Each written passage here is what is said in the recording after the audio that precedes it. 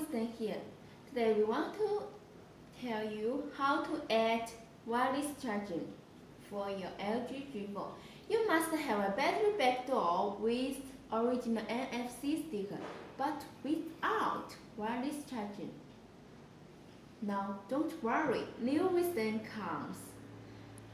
We just need to remove the original NFC sticker and replace it with NeWisdom wireless charging and NFC sticker.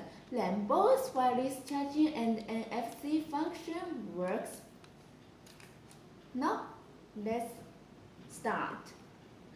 First of all, we can use a hair dryer to heat the battery backdoor cover a little bit, around 1 minute.